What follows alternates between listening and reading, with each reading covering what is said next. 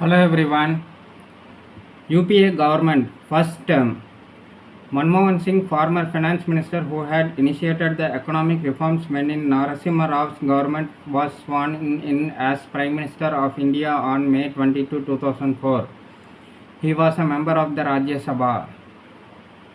A common minimum program CMP was formulated to guide the policies of the UPA government, as the communist parties had an important role in devising this CMP. The government's policies were perceived to be left of center. Social welfare measures. The reformist tendency of Manmohan Singh in the field of economy was probably curbed by Sonia Gandhi. A National Advisory Council (NAC) had been formed which Sonia Gandhi chaired. This council had as its members social activists with a welfare agenda. The ideas for social welfare that came from the council needed to be adopted by the government.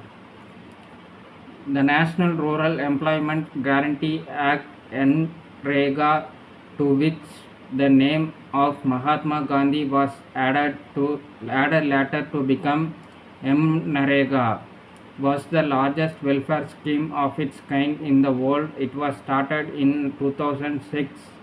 It guaranteed rural households 100 days of paid labor in a year with the aim of tackling rural poverty. The program also sought to help women with one-third of the work mandated for women. In 2005, the government's health ministry started the National Rural Health Mission. Under the provisions of the Right to Information Act of 2005, any citizens of India may request information from a public authority which is required to reply expeditiously or within 13 days. The Act also requires every public authority to computerize their records for wide dissemination of certain categories of information so that citizens do not have to formally request for information. In 2005, Manmohan Singh's government introduced VAT, value added tax, to replace the complicated sales tax. Foreign relations. The Manmohan Singh government made efforts for stronger ties with the United States. The Prime Minister visited the US in July 2005 to initiate negotiations over the Indo-US Civilian Nuclear Agreement. When in 2006 President George W. Bush visited India, the declaration over the nuclear agreement was made. This gave India access to American nuclear fuel and technology, though in return India would have to allow its civil nuclear reactors to be inspected by the IAEA, International Atomic Energy Agency. It was only in October 2008 that India and the US finally signed the agreement after further negotiations and approval from the IAEA, the Nuclear Suppliers Group, and the US Congress. With this agreement, the 30-year-long ban that the US had placed on nuclear trade with India came to an end. Manmohan Singh was adamant over the Indo-US nuclear deal, saying he would not backtrack from an international commitment even if it led to the fall of his government. In July 2008, the UPA government faced a confidence vote over the issue, as the left parties withdrew support to the government. The government managed to win the trust vote. Manmohan Singh tried to ease relations between India and the People's Republic of China. In 2006, China's President Hu Jintao visited India, and in 2008, the Indian Prime Minister visited Beijing. In the process, the Nathula Pass was reopened in 2006 after having been closed for more than 4 decades. New President. In the meanwhile, in 2007, Pratibha Patil was elected and sworn in as the President of India, the first woman to hold the post in the country. Not very well known, Pratibha Patil was a Congress member who had been the governor of Rajasthan and a close associate of the Nehru-Gandhi family. She was favored by Sonia Gandhi as a candidate for the presidency post. Terror attacks. India faced several terror attacks in 2007-2008, even as terrorist acts were carried out by Islamic groups. There were also a number of bomb attacks in which the ostensible targets were Muslims, investigations into which pointed to the role of Hindu groups and individuals. In 2006, a series of explosions occurred at a Muslim cemetery in Malegaon in Maharashtra. In May 2007, a blast took place in the Mecca Masjid in Hyderabad, then in Andhra Pradesh. In 2007, a bomb exploded at the Ajmer Dargah in Rajasthan.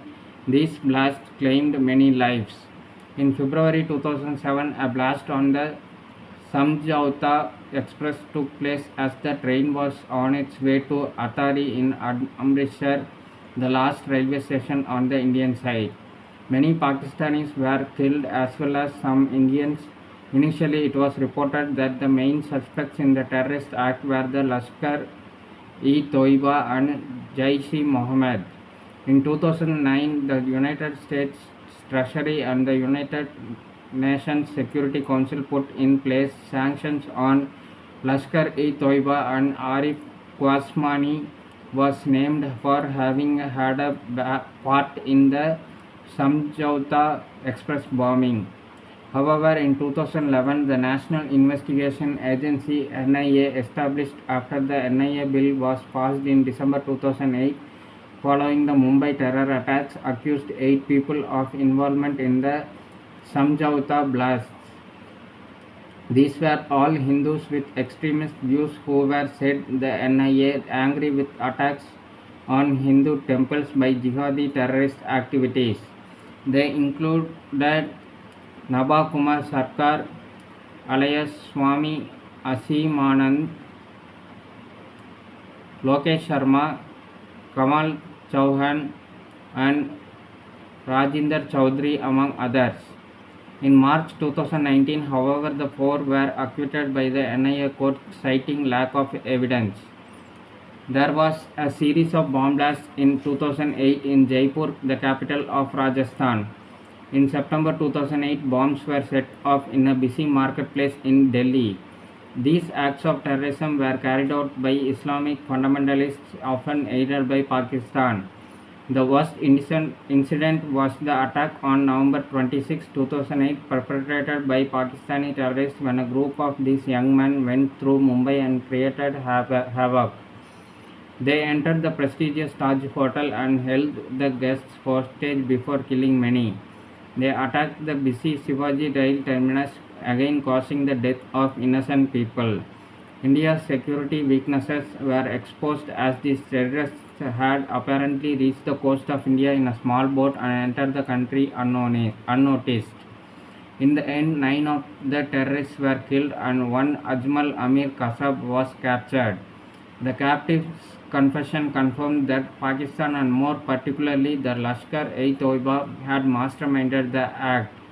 On November 11, 2012, a special court issued Kasab's death warrant after a trial. He was hanged to death after being held guilty of 80 offences, including waging war against India. Situation in states. Before the country went in for general elections, there were noteworthy changes in state governments. The Bahujan Samaj Party BSP, led by Mayawati, won a majority in the assembly elections and formed the government in Uttar Pradesh. Her party's victory is attributed to the fact that it had reached out to the higher castes among the Hindus besides the Muslims and not confined itself to the Dalits. After a long time, the state was free of a coalition government. This brought stability to the state. In May 2008, the Bharatiya Janata Party BJP made an inroad in the south for the first time, forming the government in the state of Karnataka. In Jammu and Kashmir, the National Conference emerged with the largest number of seats and formed a government, with Congress joining as a junior coalition partner. In Gujarat, Chhattisgarh and Madhya Pradesh, the BJP was in power. Trouble in Kashmir. Kashmir witnessed unrest once again in 2008 when it was decided to allot some forest land for shelters for pilgrims to Amarnath. There were protests in the valley. There were counter protests in Jammu, which was dominated by Hindus. Several people were killed in police firing. The series of protests and counter protests subsided for a time in the winter before a fresh series of protests erupted in 2010, this time over a youth killed in police firing. A large number of people, mostly the young, came out on the streets and they resorted to throwing stones and rocks at the police. The army was called in to control the situation, and this served to increase the resentment of the people. Protests continued with violence every now and then. The situation worsened when it was reported that a copy of the Quran had been burnt by a Christian priest abroad. Protesters burned down a school of the Christians. The protesters in Kashmir were getting more and more influenced by the fundamentalists, even as the central government would not even think of withdrawing the Armed Forces Special Powers Act AFSPA from the state. The Kashmir situation continues to simmer. Like, share, and subscribe to support the channel. Thank you. Bye.